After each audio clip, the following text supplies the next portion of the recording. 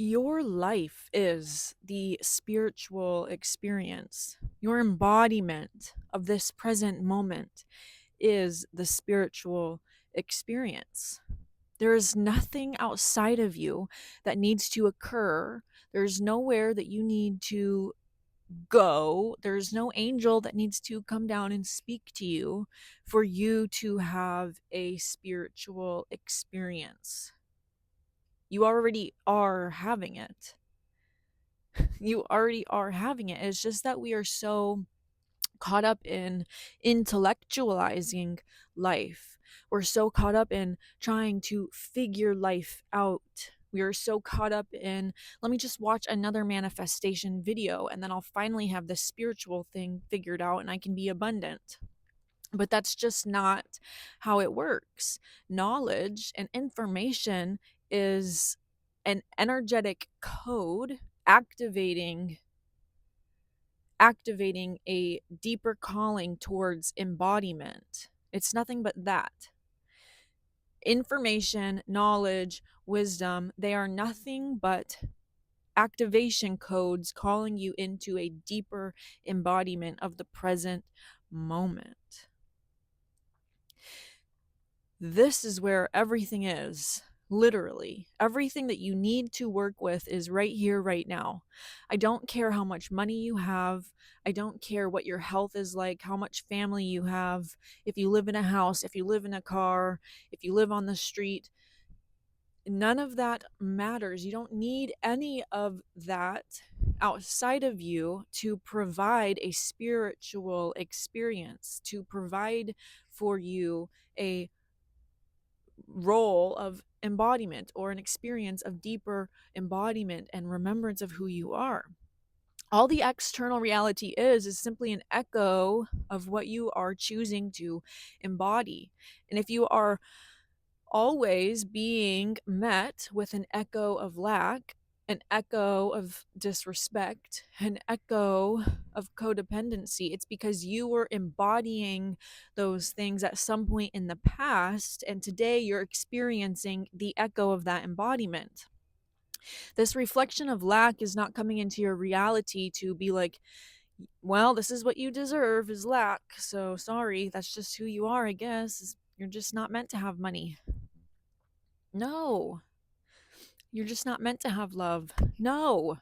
These things are just echoes of a past version of yourself and what they were choosing to embody. In each present moment, you have the choice to embody infinite abundance, to embody unconditional love for yourself, to embody whatever it is that you want to reflect back to you. You always have the option to embody it in each now moment. It's just a practice of staying here in this centered embodiment consistently enough for your life to begin to reflect that back to you. And you also have to learn how to take aligned action from this embodied place. Simply embodying the presence is not enough. You must then take aligned action from the embodiment of alignment, from the embodiment of abundance. And through embodiment and then aligned action, you will begin to create a life of infinite abundance or unconditional love or whatever it is you seek to have. But the point is that first you must surrender so deeply to the present moment that you find peace in it. Not peace because you're okay with it and you want it to stay like this forever, though peace that if it did stay like this forever, it's okay because you've remembered who you are and you've found that abundance from within. But so at first, when you first start to embody the present moment, which is simply just dropping down away from the intellectual mind, away from the rabbit holes of thought, away from all of this up here and into the experience, into your senses, feeling what you're sitting on top of. I can feel the yoga mat underneath my sit bones. I can feel the sunshine on my right knee. I can feel the wind brushing against my skin. I can hear the birds chirping. And it's in this moment as well that any programming Any limited beliefs will begin to arise in the form of your thoughts. So you also, in this space of awareness, of becoming aware of your senses, then you can begin to become aware of the emotions and the thoughts that are also here, but now from this new perspective of the observer rather than from the identifier. It's when you identify with a thought, it's when you identify with an emotion, that you then embody it and reflect it back to you in your reality. When you just observe the thought from a neutral place, like, oh, interesting, I am having this thought of lack. Wow, fascinating. Let it pass by. Wow, I am having this like deep pull in my gut that just feels like a burning sensation. Wow. Wow, that is so fascinating that I'm experiencing this energy inside of my body. So that's what it feels like to experience lack inside of my body. Fascinating. That when you become the inert neutral observer, you're no longer identifying with it. And so then it will just begin to float past you. It's when you identify and grab onto it and say, oh my God, how am I going to get my bills paid next week? How am I going to this? How am I going to go that? And then this emotion in your body is like rising up, and then you can't even take it anymore. You have to take out your phone and just start scrolling and watching manifestation videos because you think that's going to solve the lack that you're feeling in your body. No, you have to be courageous enough to drop down into that moment and feel the sensation of lack in your body without identifying with it by saying, wow, this is so intense. This is so intense. But okay, so this is what it feels like to feel lack inside of my body. Wow. Wow, that is what it feels like to experience lack. This is what it looks like to have thoughts of lack. Wow. And then you just sit in this observer place and let them pass by, because they will pass by. These things don't stick with you unless you identify and grab onto them. And then when they pass by, you're making room for peace. You're making room for abundance. And this is the work that can take a long time to deprogram, to clear out your vessel, to make room for the truth of you, which is infinite abundance, which is unconditional love, which is peace, to filter in. But if your vessel is full of limiting beliefs and gunk and all of these crazy thoughts, there's no room for the light to pour in. You have to clear the gunk out by being so with yourself, with somatic release, such as stretching, yoga, breath work. These things really help to clear the gunk out. It's not an intellectual thing that you need to figure out. You don't need to figure out how to get rid of the lack. You need to drop into your body with the lack and do what needs to be done in that space, whether it's breath of fire, whether you feel like this unworthiness in your hips, and so you decide, you stretch, you feel unworthiness, and then you feel a tightness in your hips, so then you stretch your hips and breathe into that space, softening, clearing out the tension. This isn't something that you figure out, this is something that you embody. And it's once you are able to begin to embody this process of clearing out the gunk, of clearing out the trauma, by not identifying with it, but being with it in a way that feels nurturing and safe to you as you move through it, then you're making room for the truth of who you are to flow in. You're making room for more God. You're making room for more abundance, right? And you begin to see how you truly create your reality. It's just, are you choosing to create your reality with your limited beliefs unconsciously? Usually when we're creating our reality from limiting beliefs, it's unconscious. We don't understand that we are creating our reality. We're playing victim to everything. Like, oh my gosh, I can't believe this reflection is being presented to me. I can't believe that this echo is in my life. This is horrible. God must be punishing me for something. God's not punishing you for anything. You embodied the energetic state of lack. And so, because you are a powerful spark of God's consciousness, you are creating your reality, and that lack is being reflected back to you. Okay, so understanding your role as the creator while also keeping faith in God as the higher power doesn't mean that God's outside of you somewhere and you're waiting for him to come in and save you. It's realizing that the spark of God consciousness that you are is within you, And you must sit with the present moment in order to see it. You must have faith that it is in fact here. It's just hiding underneath all these layers of programming and limiting beliefs, keeping you seemingly separate from this spark of God's consciousness. But you're never separate. You're constantly manifesting 24/7. Manifesting isn't something that you do when you want a house. You are manifesting 24/7 based on your energetic state and how you're embodying the present moment, either consciously or unconsciously. It doesn't matter if you're conscious of it. It's still your power, and it can never be taken from you. Your power to create your reality belongs to you, and it can never, ever, ever, ever be separated or taken from you. That is still viewing life through a separate mind. But when you are coming into unity with life, coming into oneness with God, you understand that it has always been you. It has always been you.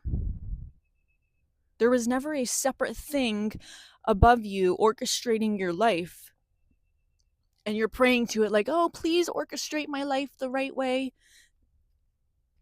Asking God to orchestrate your life the way you want it to go does nothing if you don't then embody the life that you want God to give you, as if God has already given it to you, because it's you. It's you. You're not waiting for something external to you to orchestrate your life in the perfect way. And if he doesn't, it's because he's punishing you. It's always simply just an echo of your embodiment and what kind of actions and habits you're taking in the world, partaking in the world, right? So there's nowhere else you ever have to be and nothing else you ever have to be doing except for embodying this present moment and observing it, becoming aware of it, allowing yourself to feel deeply into it, whether it's peace or whether it's discomfort, knowing that when you embody it, it's exactly, or when you feel it, when you witness it, it's exactly what you need to be witnessing in that moment for your highest good. You don't experience lack as a punishment. You don't experience discomfort as a punishment. It's always being echoed or reflected back to you as a reflection of your power, so that you can perhaps choose to see it and say, wow, I must have been embodying lack at some point in the past 10 years, and here's the echo. Weird, but you know what? You don't have any power over me, external situation, because I've remembered who I am. And even though you're reflecting lack back to me, I will no longer embody the lack. I will sink so deeply into the present moment with the lack that I experience what it feels like, but I will no longer identify with it. And this is the tricky part. You don't want to sink so deeply and crumble under the pressure of the lack and be like, oh my God, I'm so unworthy of abundance. Oh, I can't believe this is happening to me. Okay, whatever. I'm just going to give up. That's crumbling under the pressure. When you experience the lack from a neutral place, you rise up as your true self. You rise up in the presence of God. You rise up as your true essence in face of this reflection or echo of lack, because you understand that it's only echoing or reflecting itself to you because you once forgot who you were and you embodied a state of lack, whether it was unconscious or conscious. You still embodied it at some point or another, and now it's coming to you because that's how it works. And if you continue to let the reflections of lack consume you and keep you down in that state of lack, you're going to continue to get reflections of lack over and over and over and over and over and over and over and over and over and over again until you choose to say, no, I don't identify with this, and I'm choosing to embody my true self.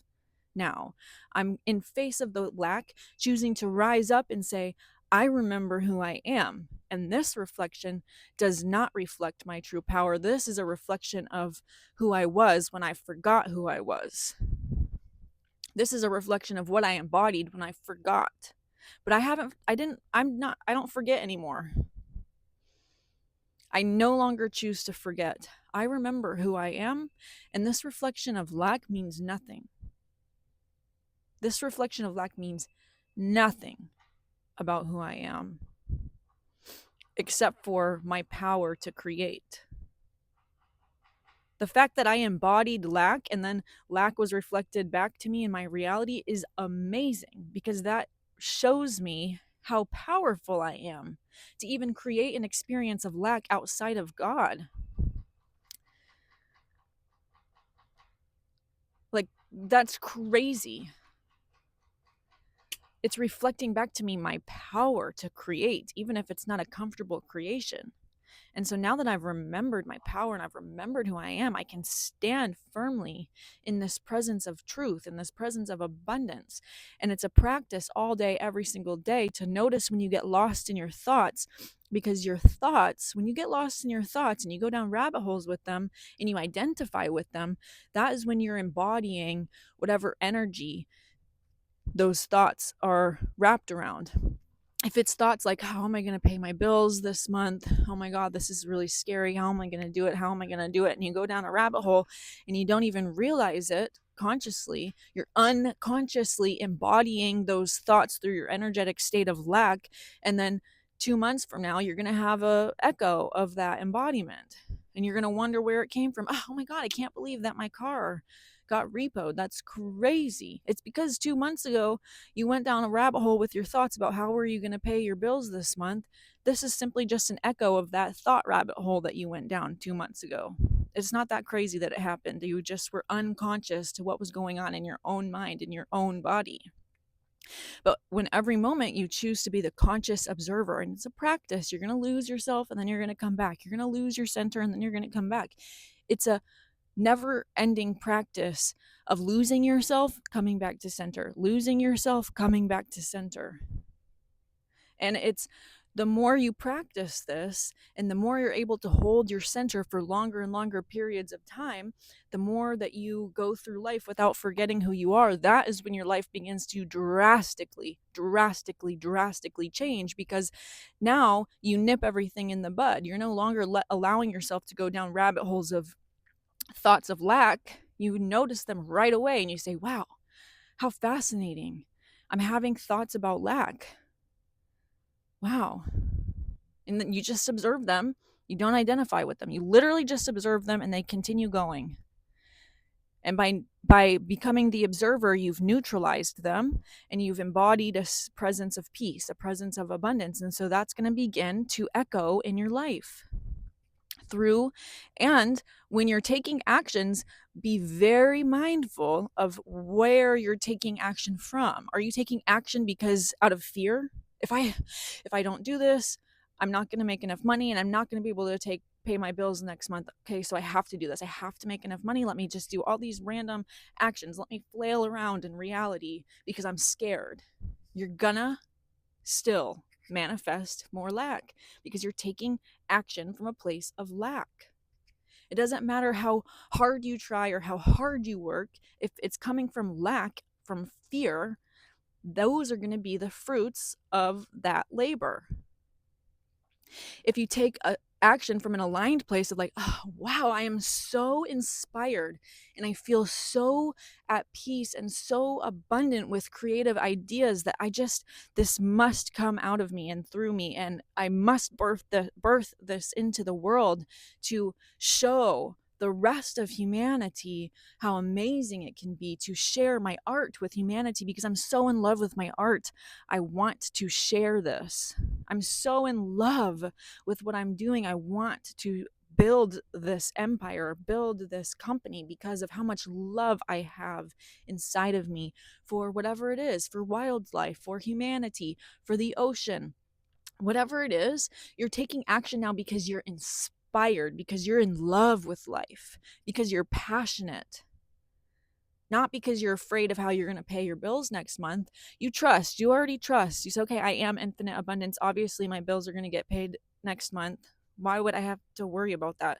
Would a spark of God's consciousness, who is in fact infinite abundance, unconditional love, peace, and joy, worry about their bills next month? No.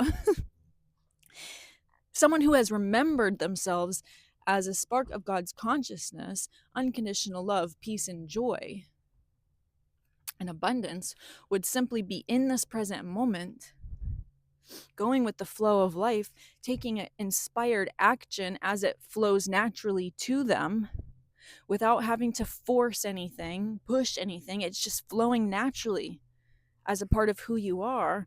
And then, because it's so full, whatever that creation was, once you birthed it into reality, it was born from love. It was born from inspiration. It was born from abundance. And so the fruits of that labor is going to reflect back abundance, love, whatever it is.